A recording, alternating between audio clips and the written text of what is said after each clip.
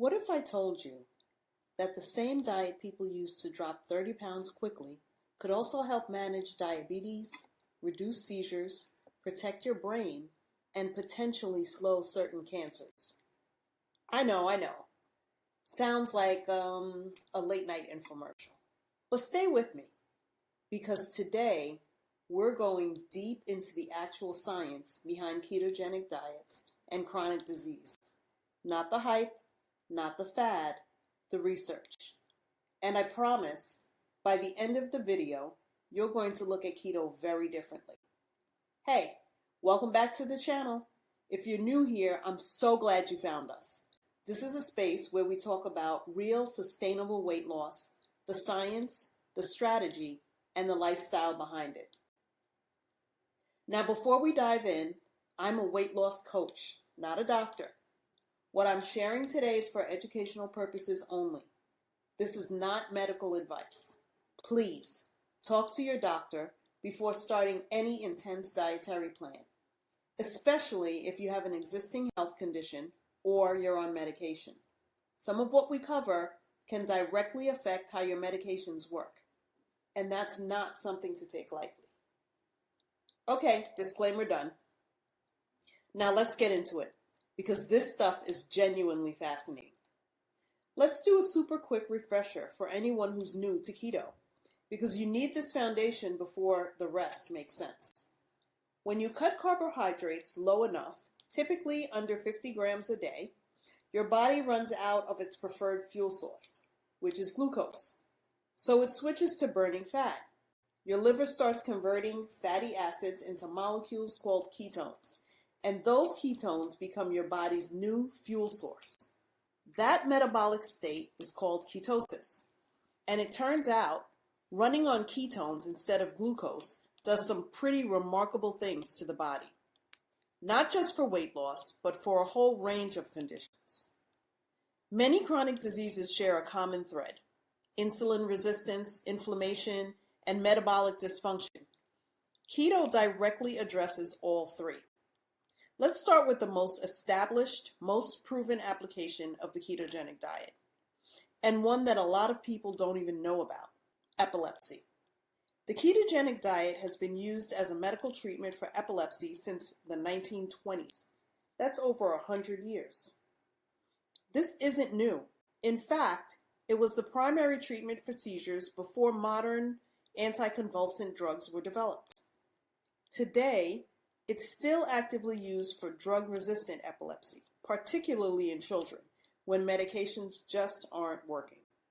A landmark review in the Cochrane database of systemic reviews found that roughly 50% of children with drug-resistant epilepsy saw seizure frequency cut in half on a ketogenic diet.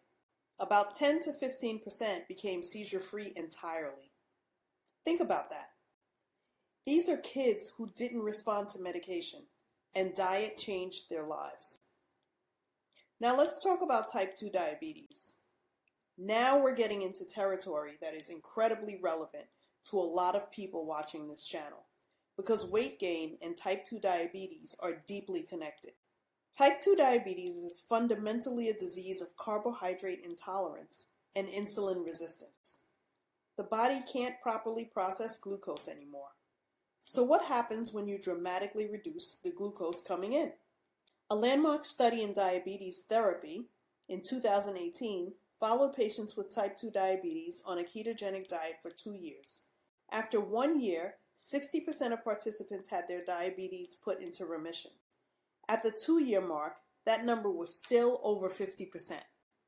A study in nutrition and metabolism found that a low-carbohydrate ketogenic diet improved glycemic control so significantly that participants were able to reduce or eliminate their diabetes medications entirely.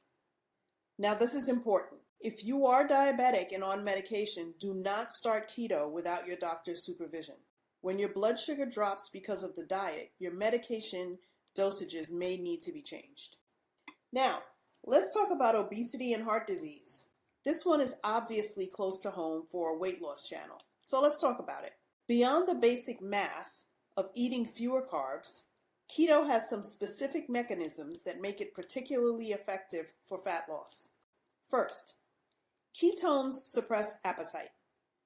There's good research showing that ketosis reduces levels of ghrelin, and that's the hormone that makes you hungry. So people on keto often report naturally eating less without white-knuckling through hunger. Second, keto tends to preferentially reduce visceral fat, the dangerous fat stored around your organs, which is the fat most associated with heart disease, diabetes, and metabolic syndrome. A meta-analysis in the British Journal of Nutrition found that people on very low carbohydrate ketogenic diets lost significantly more weight and body fat over the long term compared to low-fat diets. Now this one is for the ladies, although everyone should try to understand it. Polycystic ovary syndrome, or PCOS, is one of the most common hormonal disorders in women of reproductive age, and it's strongly linked to insulin resistance. High insulin levels drive excess androgen production, which disrupts ovulation and causes many of PCOS's most frustrating symptoms. A pilot study in nutrition and metabolism followed women with PCOS on a ketogenic diet for 24 weeks. Results showed significant reductions in body weight, fasting insulin, and testosterone levels. And 2 of the 11 participants became pregnant despite previously struggling with infertility. Less insulin leads to less androgen disruption, leads to more hormonal balance. The mechanism makes a lot of sense. Now this is where things get really interesting to me, and honestly, a little mind-blowing. Your brain is an energy-hungry organ. It normally runs on glucose. But in people with Alzheimer's disease, the brain loses its ability to efficiently use glucose. Some researchers actually called Alzheimer's type 3 diabetes because of this insulin resistance in the brain. Here's the fascinating part. The brain can run on ketones instead, and ketones appear to bypass the glucose uptake problem entirely. Research in neurobiology of aging found that a ketogenic intervention improved cognitive function in older adults with mild cognitive impairment. Other studies show improvements in memory and cognitive scores in Alzheimer's patients using ketone supplementation. For Parkinson's disease, a small pilot study found that patients on a ketogenic diet showed improvements in symptoms after just 28 days. Better tremor control, improved balance, and mood. Now I want to handle this one carefully because I don't want anyone to hear keto fights cancer and make dangerous decisions. Many cancer cells, particularly aggressive ones like glioblastoma, are heavily dependent on glucose for energy. This is known as the Warburg effect. The hypothesis is that by entering ketosis and starving cancer cells of glucose, you may slow tumor growth or enhance the effectiveness of other treatments. A review published in Nutrients 2020 found that ketogenic diets were associated with improved progression-free survival in some cancer patients when used alongside conventional treatment. Keto is not a cancer treatment. It is being studied as a complementary approach alongside conventional medicine. Nobody should replace chemotherapy or radiation with a diet. If you or someone you love is dealing with cancer, this is a conversation to have with an oncologist. Let me quickly round out a few more areas where keto shows real promise. Cardiovascular markers. Keto consistently improves triglycerides and raises HDL, the good cholesterol. The picture with LDL is more nuanced and varies by individual. Another reason to have a doctor monitoring your labs on long-term keto. Non-alcoholic fatty liver disease, or NAFLD. Several studies have shown meaningful reductions in liver fat on a ketogenic diet. Since keto dramatically reduces the carbohydrate load that drives the accumulation in the liver. Migraines. Multiple studies have found that chronic migraine sufferers experience reduced frequency and severity of attacks on a ketogenic diet. I can attest to that one myself. Likely through reduced neural excitability and inflammation, similar to why it works for epilepsy. Okay, we've talked about a lot of incredible potential here, but I'd be doing you a disservice if I didn't give you the full picture. Adherence is hard. Keto is one of the most restrictive diets out there. No bread, no pasta, no rice, no most fruit, very limited alcohol. Long-term compliance is the number one challenge. Next, it's not for everyone.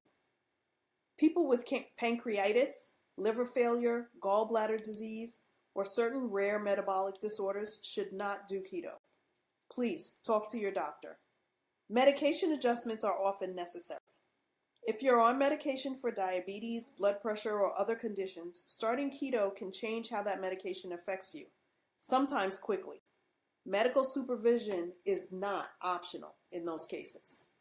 The keto flu is real. The first 1 to 2 weeks can involve fatigue, headaches, brain fog, and irritability as your body adapts. Most people push through it and feel great on the other side. But it's worth knowing it's coming. So where does all this leave us? The ketogenic diet is far more than a weight loss tool. It's a genuine therapeutic intervention with decades of research behind it for epilepsy, strong evidence for type 2 diabetes and obesity, and exciting emerging research for neurological conditions, hormonal disorders, cancer support, and more. The common thread through almost all of it, reducing insulin resistance, decreasing inflammation, and giving the body an alternative fuel source that many systems actually thrive on. Is keto a magic cure? No. Is it right for everyone? Absolutely not. But for the right person, with the right medical support, it can be genuinely life-changing. And the science is there to back that up. Drop a comment below and tell me, have you tried keto? Or are you curious about it? What's your biggest question or hesitation? Let's talk about it. If this kind of deep dive content is useful to you, make sure you hit that subscribe button and turn on notifications so you never miss a video. We drop new content like this often, focused on real science-backed weight loss strategies that actually work in real life. Until next time, take care of your body. It's the only one you've got.